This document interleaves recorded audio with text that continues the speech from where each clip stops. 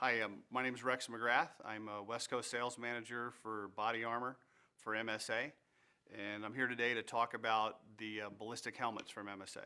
First of all, I'd just like to make the point that MSA has a long history in head protection. We make firefighting helmets, and we also make the V-Guard hard hat. But specifically on our ballistic helmet, let's talk a little bit about that. This model here is called the Advanced Combat Helmet, or ACH. Another term you'll hear out there is Mich, Military Integrated Communication Helmet. Both of those basically mean the new version of a helmet.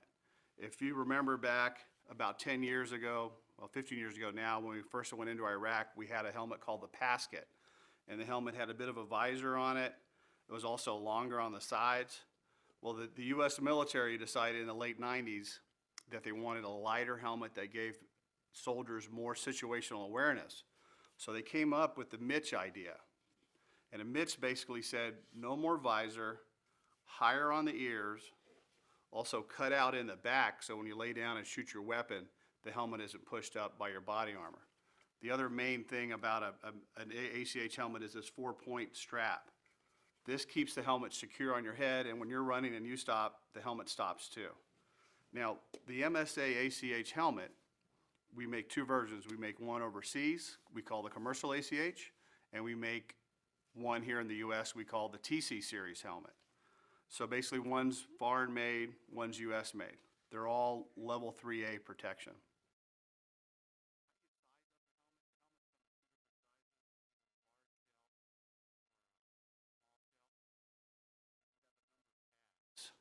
Three sizes of pads. So you have number 8, which is 1 inch, number 6, which is 3/4 of an inch, and number 4, which is 1/2 inch.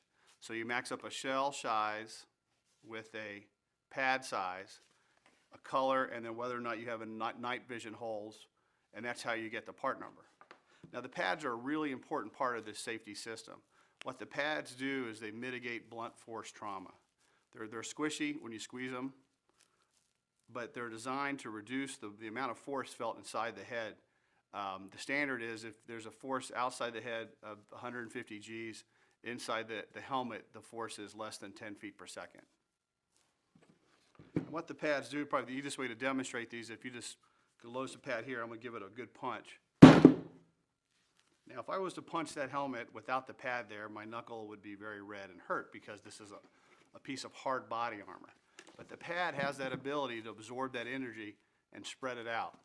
And that's very important when you're doing operations because not only are there ballistic threats out there, but there's also car accidents, tripping, running into fences, falling into ditches, a lot of things that happen.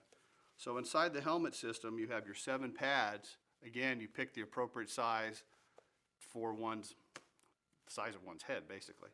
And you can also mix and match the pads too. So you could have number 6s up front, number 8s in the back to get a good tight fit.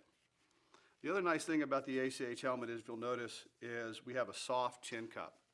Some of the other helmets have this cup where it's made of plastic. The advantage of this is if you were to put on your gas mask, you can slide this chin cup back here. And it's still soft, so it reduces choking on the base of the throat. You'll notice on this helmet here today, I have a thing called a new product for us. These are the arc rail systems. And what the arc rail does, this is a Picatinny slide, but you can attach a camera, flashlight, any other Picatinny adaptable thing on here. But they'll also slide back to attach a face shield, which we're going to be launching later this year. Again, this is hard armor. It's fiber reinforced armor, and it's rated 3A.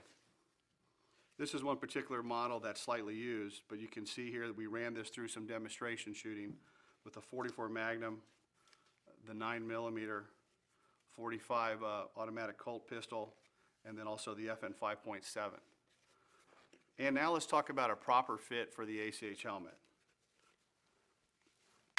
So when the military designed this helmet, one of the main things they wanted to do was, make sure you have that situational awareness. So, and you get that by usually about 2 fingers above the eyebrows.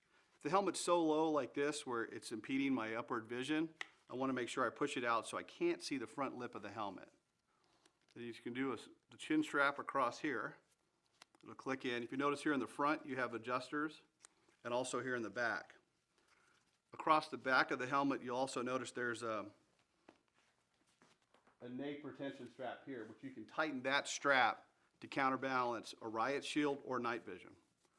And again, I just wanted to show, if I was going to put my gas mask on, I loosen these tabs here, and I can push the chin strap back. So the helmet doesn't sit as low as most people think it does, again, because you want to be able to see what's going on around you and hear what's going on around you. And now we'll talk about some of the unique features of the helmet. One of the unique things about this helmet are these ballistic bolts. I don't know, but we actually engineered this bolt where it has almost like a crumple zone technology. If the bolt is hit directly with a round, it doesn't fragment. It actually breaks into two pieces. You have the head of the bolt stays outside the helmet, and then the shaft is caught inside the P-clamp inside.